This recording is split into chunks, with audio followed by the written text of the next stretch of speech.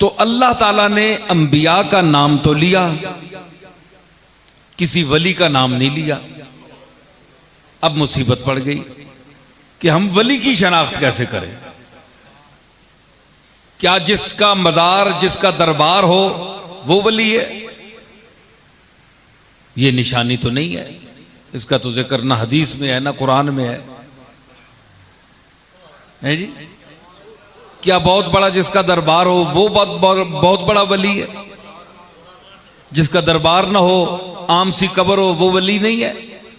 ये आपके पास मेरे पास क्या कसौटी है?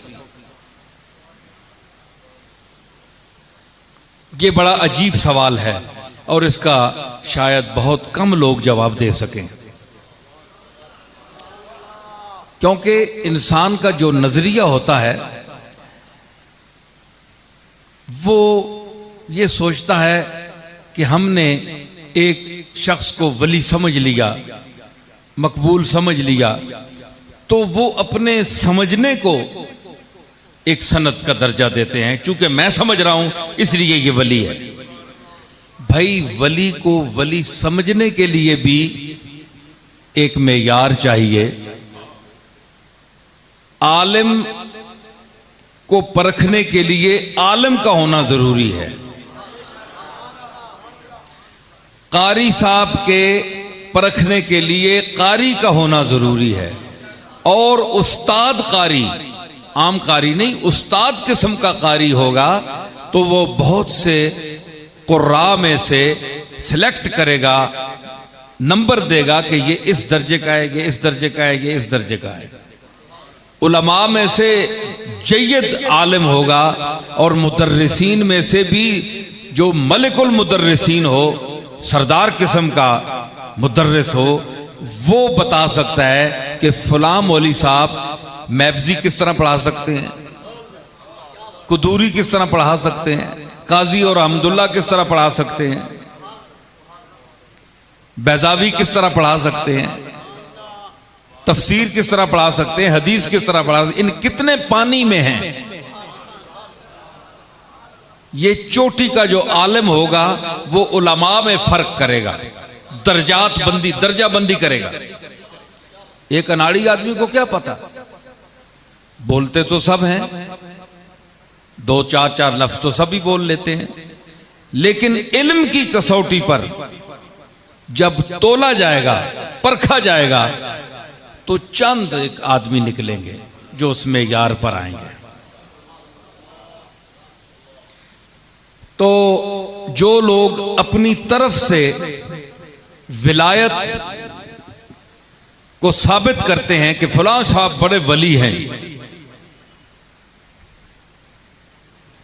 उनका बड़ा मर्तबा ऊंचा है, तो फिर मतलब ये निकला कि वो उन वली जो हैं उनसे भी उनका ऊंचा मर्तबा है जो उनको परख रहे हैं।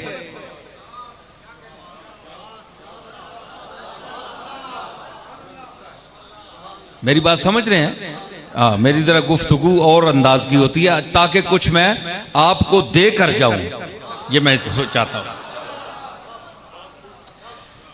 तो जो लोग ये समझते हैं जनाब के फलां साहब बहुत बड़े वली हैं, अल्लाह अकबर, क्या कहने, भाई आपको कैसे पता चला? अल्लाह ने तो कोई निशानी नहीं दी, नाम नहीं लिया किसी का, आपकी मर्जी है जिसे वली बनाते फिरे। और आपने अपने तरीकों से किसी को कोई मकाम दिया हुआ है, किसी को कोई मकाम दिया हुआ है, लेकिन अल्लाह ने जिनको मकाम दिया है वो कौन सा तबका है? जो अल्लाह का वली है, जो अल्लाह के वली हैं, ये तो आपने बनाया है ना। जिस तरह आजकल बेजा अलकाबा जगह इस्तेमाल हो किए जाते हैं स्टेजों पर, ये मेरे लिए भी है, मौलाना रियाजुद्दीन साहब ने अल्लामा का लफ्ज़ इस्तेमाल किया। मैं तो अल्लामा नहीं हूँ, बहरहाल इनकी मोहब्बत है, अच्छे, चूंकि इनकी खुद अच्छा ज़हन है तो इसीलिए मुझे कह गए हैं, लेकिन मैं अपने आप को इस काबिल नहीं समझता।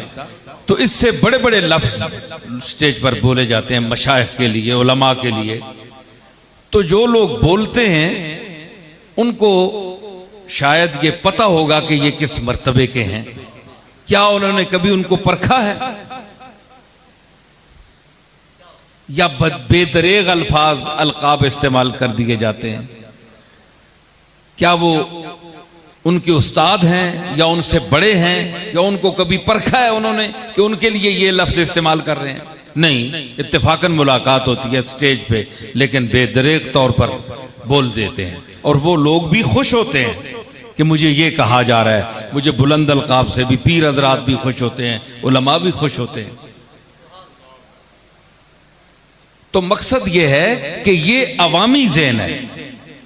अवाम ने अपनी तरफ से कहीं खुश करने के लिए, खुशामद के लिए कह देते हैं, कई इसलिए कह देते हैं कि कल ये हमारे लिए भी ये जवाबन ये लफ्ज इस्तेमाल करेंगे। लेकिन फिर असल लोग कहां गए? असल उलमा कहां गए? असल मशाइख कहां गए? असल वली कहां गए? उनकी निशानी क्या है?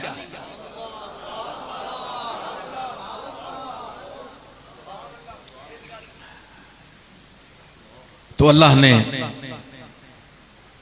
अगर वो नाम ले, एक शख्स कहने लगा कि नाम अगर ले लेता जिस तरह नबियों के लिए हैं तो फिर बेहतर होता, ताकि पता चल जाता तबके का। मैंने कहा मखलूक है अजल से अबद तक, हुजूर के बाद बड़ा लंबा पीरियड है क़यामत का, जितना भी है।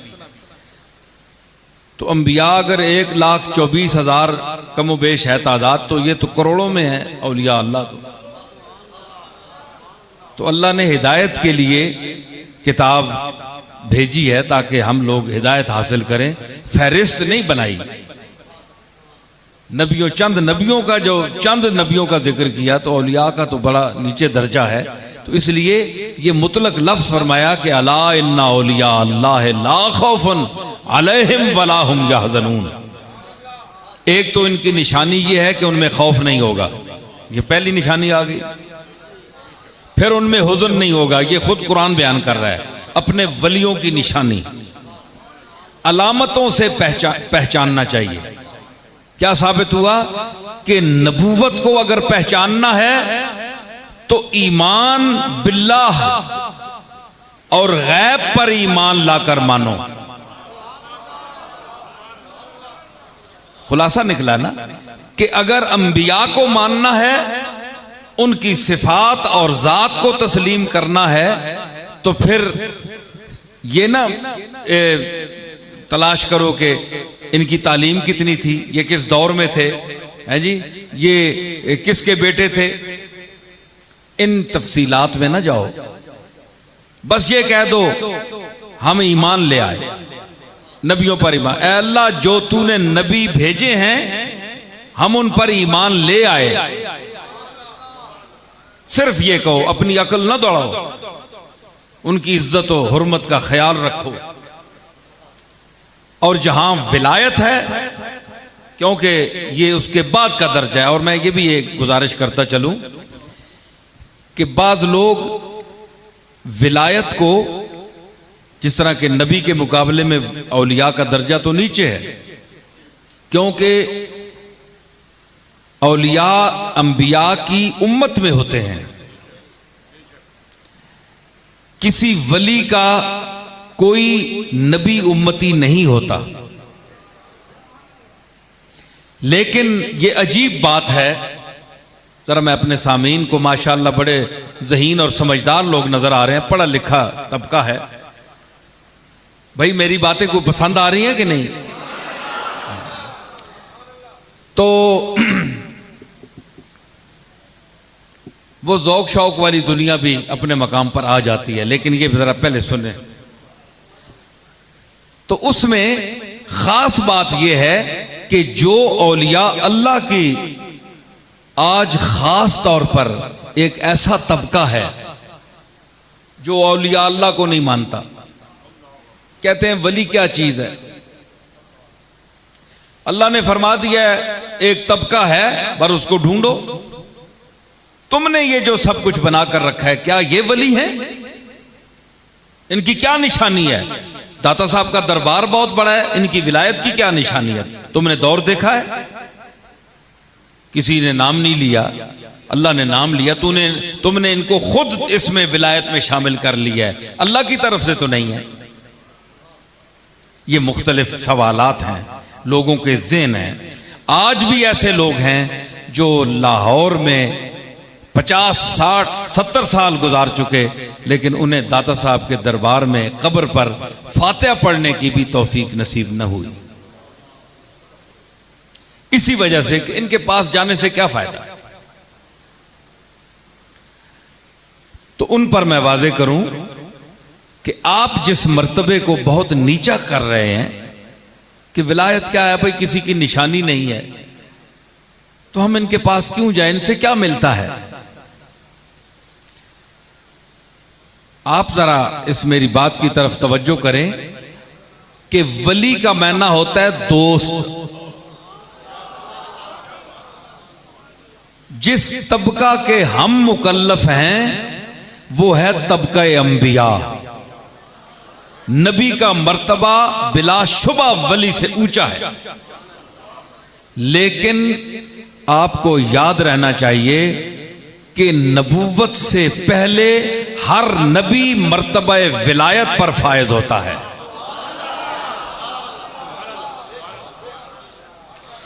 क्यों? वली का माना है दोस्त। तो अल्लाह ताला किसी दुश्मन को नबूवत का दर्जा नहीं देता, बल्कि पहले दोस्त बनाता है, उसके बाद दर्जा नबूवत अता करता है।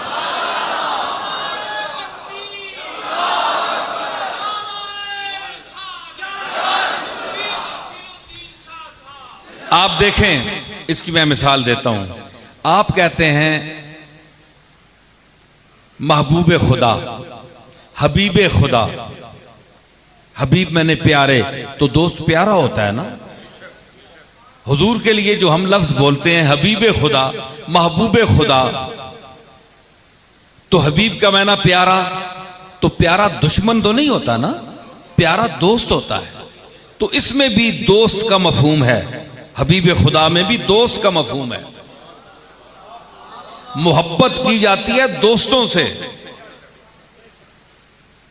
तो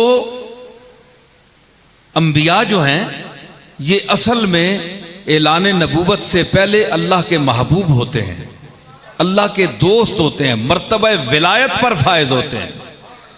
तो जिस तरह डिग्री बढ़ाई जाती है ना, दर्जा बढ़ाया जाता है, तो उस दर्जे पर जब विलायत की तकमील हो जाती है, उसके बाद फिर खबर देने का हुक्म दिया जाता है। नबौन मैंने खबर, नबी खबर देने वाला। फर्क यह है कि जो अल्लाह के वली हैं उनको ये इजाजत नहीं है कि तुम कहो कि हम अल्लाह की तरफ से भेजे गए हैं और तुम ये करो, तुम वो करो, तुम वो करो।